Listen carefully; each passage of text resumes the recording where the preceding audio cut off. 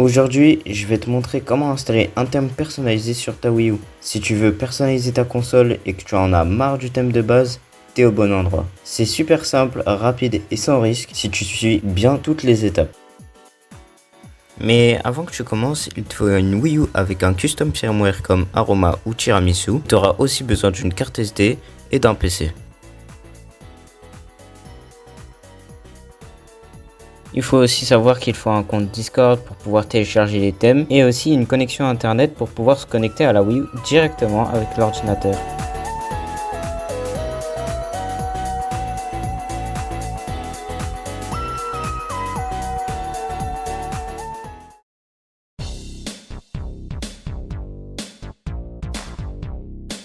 Avant d'installer quoi que ce soit, on va faire une sauvegarde des fichiers main.pack et main1.pack. Quand tu installes un thème personnalisé, ces deux fichiers seront modifiés ou remplacés pour afficher ton nouveau thème. Mais pour accéder au fichier main.pack, on aura besoin d'un service qui s'appelle le FTP. Cette technique nous servira à aller dans les fichiers système de la console, tout ça à distance pour récupérer ces fichiers main.pack et ainsi de suite. Ça a l'air compliqué dit comme ça, mais au final c'est vraiment très simple. Ensuite, on va aussi récupérer le fichier pour la musique de fond qui sera dans le lot. Je pense avoir tout expliqué, du coup je vais commencer le tutoriel. Sur ta Wii U, tu dois lancer Aroma et avoir le plugin FTPU. C'est ce qui permettra à ta Wii U de se connecter à ton ordinateur. Une fois avec le plugin sous Aroma, tu vas faire LBA Select pour ouvrir le gestion de plugin. Cherche FTPU et appuie sur A. Ensuite, tu verras une adresse IP et ça, c'est la clé pour se connecter. Sur ton PC, tu vas venir dans l'explorateur de fichiers et en haut, tu vas écrire l'IP qu'on a vu tout à l'heure. Tu devrais normalement arriver ici.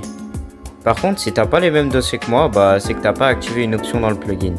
Sur ta Wii U, il y a un bouton pour autoriser la console à lire les fichiers système. Appuie sur A puis change de false à true.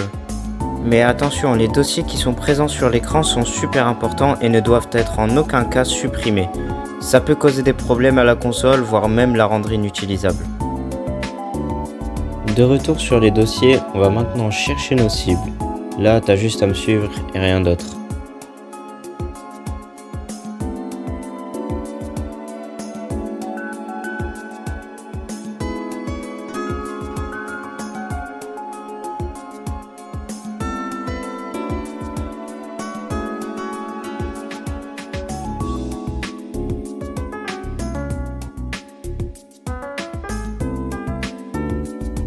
Place-les dans un dossier backup et fais la même chose pour le fichier de musique.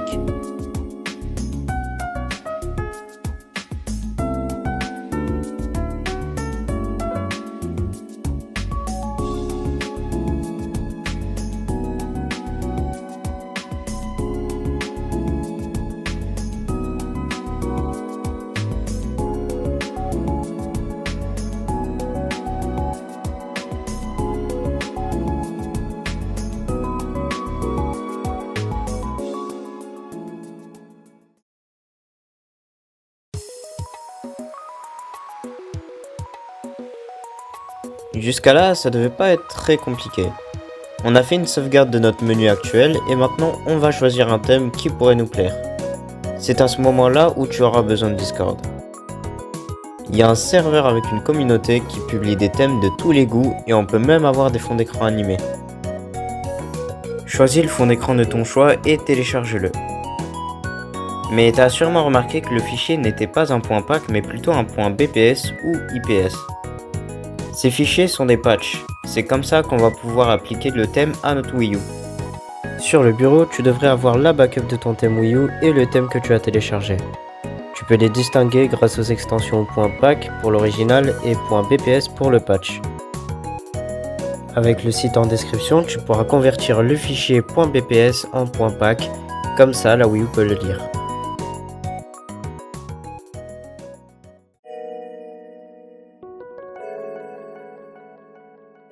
On arrive enfin à la dernière étape où il faudra mettre les fichiers du thème patch qu'on vient de créer dans un dossier où la Wii U arrivera à lire et remplacer ces fichiers.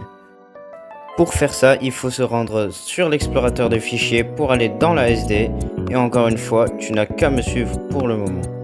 C'est comme si on installait un mode pour la Wii U avec SD Caffeine, sauf que là on l'utilise pour les thèmes.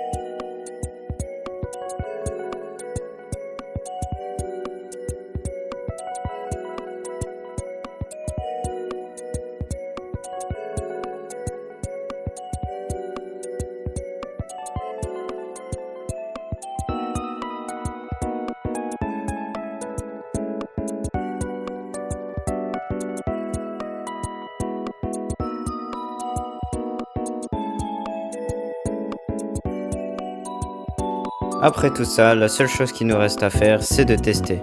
Tu devras voir la liste des thèmes que tu as installés et quand tu le lanceras, ton thème devra s'afficher correctement sans problème. En vrai, ce tutoriel m'a pris pas mal de temps à réaliser, du coup si tu veux me soutenir, tu n'as qu'à t'abonner. Le montage m'a pris environ 3-4 mois au total et j'aimerais vraiment pas que YouTube ne le recommande pas assez en sachant que j'y ai pris du temps quoi. C'est surtout les voix off, les vacances, les effets et surtout dans le montage en général ce qui a fait en sorte que c'était long. Mais je suis enfin arrivé à la fin. En tout cas, merci d'avoir regardé la vidéo. J'espère que ce tutoriel a été clair. Je te laisse pour une prochaine vidéo en espérant la sortir dans le temps mais bon.